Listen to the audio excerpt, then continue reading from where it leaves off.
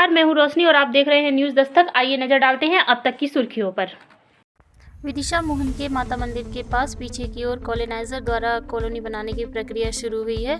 उसी के तहत यहाँ एक नाला खोदा गया था, जिसकी वजह से रहने वाले लोगों के घर में आफत आ गई है। घर गिरने की आशंकाएं भी लगातार बनी हुई हैं और लगातार हुई बारिश की वजह से वहाँ गली और घर के पीछे काफ़ी मात्रा में पानी जमा हो गया, जिससे वहाँ रह रहे लोगों को घरों के जेट पंप लगे हुए थे, उनके घर में गंदा पानी आने लगा।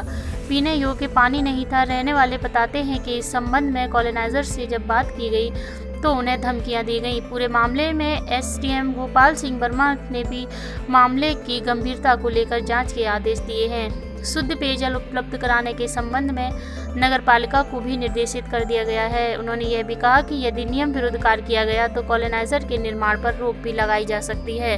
तस्वीरों में आप देख सकते हैं कि वहां रह रहे क्षेत्रवासियों को किस प्रकार से तमाम दुविधाओं का सामना करना पड़ रहा है। जगह जगह पानी जमा हुए हैं, जिनसे बीमारी फैलने की भी आशंकाएं बनी हुई हैं। ऐसे में जबकि कोरोना लगातार विकराल रूप धारण कर रहा है और अधिक बीमारियां, उस दौरान इस प्रकार की गंदगी लोगों की चिंता का सबब बन रही है। आने वाले पानी में अधिक मात्रा में झाग निकलता है, जो कि अधिक से अधिक बीमारियां फैलाने का कारण बन रहा है। क्षेत्रवासी रोज पेट में आ रहे हैं, किंतु प्रशासन द्वारा इस संबंध में अभी तक कोई कड़ी कार्रवाई नहीं की गई है, न ही किसी प्रकार के कोई निर्देश दिए गए हैं। लोगों का कहना है कि वे बहुत ज़्यादा परेशान हो चुके हैं। इस संबंध में हमने कुछ रिहायशी लोगों से बात की, जिनकी बात आप भी सुनिए। यही गड्ढा खोद दिया, नाला घर की बगल से नाला खोद दिया, ना तो निकल पा रहा है, उसमें बच्चे गिर रहे हैं, पानी गंदा हो रहा है पूरे नलों का। पानी ये सरकारी नल आ रहा है, कुछ उसमें से भर लेते पीने के लिए और ले रहे हैं उसे ये इस्तेमाल में नहाने धोने के लिए। इसकी शिकायत सीएम लाइन पे भी की और कलेक्ट्रेट में भी गए थे, वहाँ भी गए, शिकायत की, उसने भी कोई कार्रवाई नहीं की। सर मेरे मकान के पास में एक जो कॉलोनी कट रही है, जिसका नाम लक्ष्मी नगर कॉलोनी रखा गया है, तो मेरे मकान के पास में जो नाला खोद दिया था उनने, आज सिर्फ 5 मिनट की बारिश में पूरा गड्ढा जो भरा गया है, उधर ही बच्चे खेल रहे हैं, गिर रहे हैंगे। अभी बच गया मेरा लड़का, कुछ हो जाता उसको तो मैं क्या करती। और पूरा पानी इतना ख़राब हो गया है, अब तो उससे नहा तो हम रहे नहीं हैं, कुछ नहीं, कोई इस्तेमाल में नहीं लिया जा सकता उस पानी को। बहुत ख़राब हो गया है, उसकी झिरा आ गई उसमें। आज से 50 साल पुराना गड्ढा है और इसने पूरे गड्ढे ने ख़राब कर दिया उसके लिए, पानी के लिए। मेरा नाम हरी सिंह है। अरे जहाँ पे नाला नहीं था पहले, ना कोई प्लाटिंग थी, यहाँ पे पहले होती थी खेती बाड़ी, और जहाँ में इनने प्लाटिंग कर रहे हैं कुछ लोग जे, इनने उसमें नाला खोदा। इसमें कृपा शंकर वकील है और सोम पाठक हैं। उनने बोला था 8 दिन हम नाला बना देंगे, नाला नहीं बना 5 महीने से। इसमें सबके नलों में झिर फूट गई, गंदा पानी आ रहा है। 5 महीने से हम परेशान हो रहे हैं।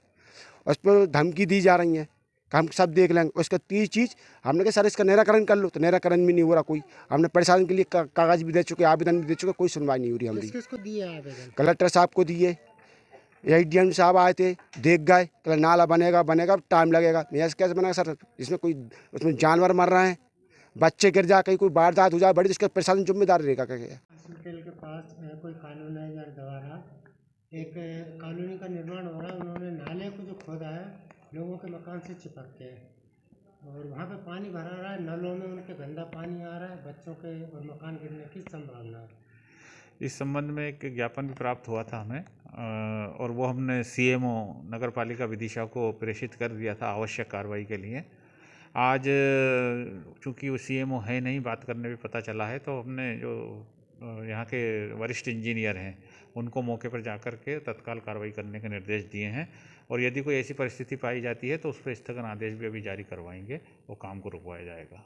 और शुद्ध पेयजल के लिए जो नगर पालिका की वाटर सप्लाई के इंजीनियर हैं वो अभी मौके पे जा रहे हैं, और वो देखेंगे कि ये गड़बड़ किस प्रकार से, कहाँ से कोई लीकेज है, उसको दुरुस्त करके और पानी की जो है स्वच्छ पानी सप्लाई अगले आने वाले समय में स्वच्छ पानी आएगा। नाला जैसे उन्होंने प्राइवेट जगह में या खोद दिया था, नया पुराना कहीं था, नया खोद दिया, उससे भी काफी इस तरह की कोई कार्रवाई है तो उसको जो है तहसीलदार के द्वारा जांच करवा करके और नियमानुसार कार्रवाई की जाएगी।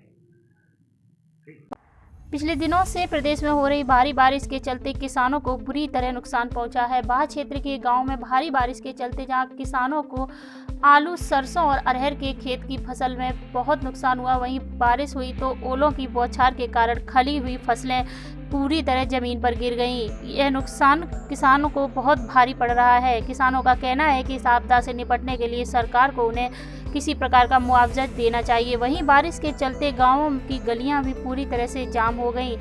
गांव वालों का कहना है कि गलियां साफ करने के लिए सफाई कर्मचारी नहीं आता भी है तो वह अपनी मनमानी से जहां तहां गंदगी का अंबार लगा देता है।